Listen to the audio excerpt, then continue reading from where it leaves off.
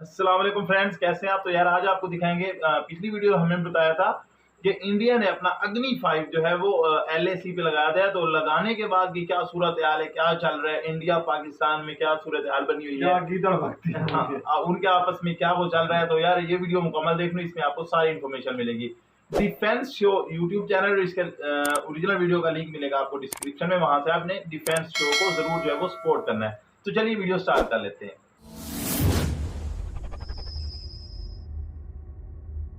नमस्कार दोस्तों, defence show में आपका स्वागत है। तो दोस्तों, एक बहुत ही बड़ा अपडेट निकल कर आ रहा है। भारत ने एक बहुत ही बड़ा काम एलएसी पर कर दिया है और चीन खड़ा खड़ा बस देखता ही रह गया है। तो दोस्तों, कौन सा है ये काम, भारतीय सेना को इससे कैसे बड़ा फायदा मिलने वाला है, ये सारी बातें मैं आपको वीडियो में बता रहा हूं। तो वीडियो में अंत तक जरूर बने रहिए। साथ ही लेटेस्ट डिफेंस अपडेट्स के लिए चैनल को जरूर सब्सक्राइब कर लीजिए। तो चलिए वीडियो शुरू करते हैं।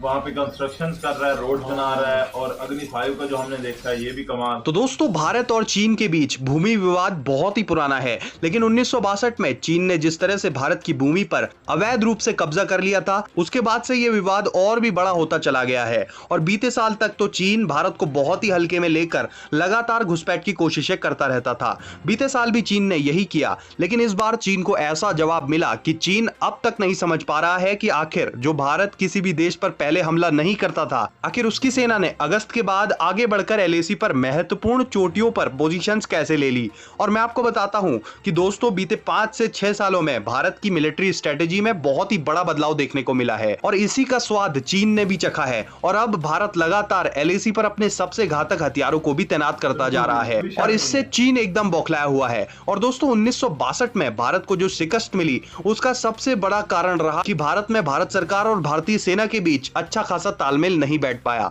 हमारी भारतीय सेना कुछ मांग करती थी तो भारत सरकार उसे ठुकरा देती थी और उस समय पर भारत की टॉप लीडरशिप मिलिट्री लीडर्स के बिना सलाह मशवरा किए कदम उठाते थे। और उसके अलावा भारत को सबसे ज्यादा किसी चीज की कमी खली उस समय, तो वो था बॉर्डर पर हमारा कमजोर इंफ्रास्ट्रक्चर।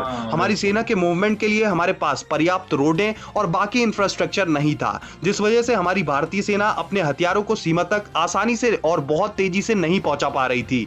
और उस समय अगर अच्छा खासा इंफ्रास्ट्रक्चर हमारी सीमाओं पर बनाया गया होता तो युद्ध का परिणाम कुछ और होता, लेकिन जो हो गया उस पर सर पकड़कर बैठने से कोई फायदा नहीं होता है, बल्कि हमने जो गलतियां की उनको सुधारना ही सबसे बड़ी समझदारी का काम होता है। और यही किया है मौजूदा भारत सरकार ने। दोस्तों, आपको बता देना चाहूंगा कि हाल फिलहाल के सालों में भारत ने अपने बॉर्डर इंफ्रास्ट्रक्चर को बहुत ही ज्यादा बढ़ा दिया है और यह भी एक वजह है कि चीन भारत को देखकर खिसियाया हुआ है और भारत लगातार एक के बाद एक बॉर्डर प्रोजेक्ट शुरू करता जा रहा है। हाल ही में मैंने आपको बताया था कि किस तरह से कश्मीर में अलग अलग टनल्स को एक्टिव कर दिया गया है। तो अब बड़ी खबर ये निकल कर आ रही है कि हमारे रक्षा मंत्री श्री राजनाथ सिंह जी ने एक साथ बॉर्डर पर चल रहे 12 इंफ्रास्ट्रक्चर प्रोजेक्ट्स का उद्घाटन कर दिया है। जी हां दोस्तों, ये प्रोजेक्ट पूरे हो चुके हैं और रक्षा मंत्री राजनाथ सिंह जी ने एक साथ 12 प्रोजेक्ट्स को देश के सामने रखा है। दोस्तों, इन प्रोजेक्ट्स के तहत हमारी बीआरओ ने 3,500 किलोमीटर के आसपास जो एलएसी की सीमा है, उसमें अलग अलग जगहों पर कई सारी रोडें और पुल बनाकर तैयार कर लिए हैं। जी हां दोस्तों, जम्मू कश्मीर, लद्दाख, असम और अरुणाचल प्रदेश के सीमांतर राज्यों में ये प्रोजेक्ट चल रहे थे,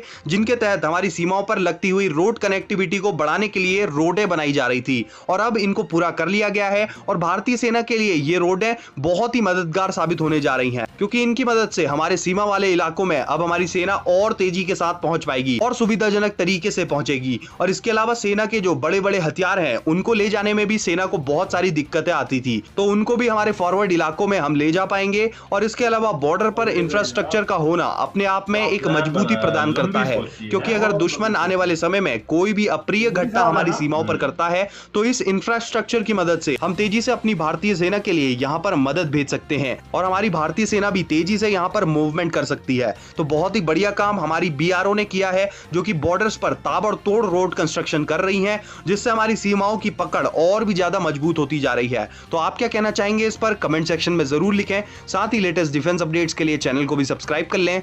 अच्छा, जुबैर भाई, देखेंगे किसी किसी भी कंट्री से जंग जीतने के लिए आपके पास हथियार या आपके पास वेपन का होना जरूरी नहीं है, बल्कि एक अच्छा कंस्ट्रक्शन, आप एक अच्छे रोड्स भी उसके लिए काफी ज्यादा जरूरी हैं, ताकि जो है वो तसलसल के साथ आप उनके पास असला खुराक जो है वो पहुंचाते रहें। ये भी बहुत ज्यादा इंपॉर्टेंट चीज, और इसी चीज को, हाँ जी, और इसी चीज को आप देखें कि इंडिया कितना सीरियस हो गया और कितना नेक्स्ट लेवल पर जो है वो सोच रहा है। और अब देखिए इकट्ठे 5-5, 6-6 जो है वो प्रोजेक्ट को इकट्ठा मुकम्मल किया जा रहा है और नए को स्टार्ट किया जा रहा है और टनल्स तक बनाई जा रही हैं ताकि जो है वो मुसलसल हम वेपन या खुराक जो है वो अपने वो क्या कहते हैं हिंदी में सीमा फौज जिसको हम कहते हैं आर्मी तक जो है वो पहुंचाई जा सके। तो यार आप इस इंडिया के प्लान के बारे में क्या कहेंगे, कमेंट बॉक्स में हमें बताइए और हमारी वीडियो को लाइक कीजिए और रोही रिएक्शन को सब्सक्राइब कीजिए और बेल आइकन दबाइए ताकि इस तरह की वीडियो आप टाइम पे देख सकें। तो मिलते हैं नेक्स्ट वीडियो में, तब तक के लिए अल्लाह हाफिज।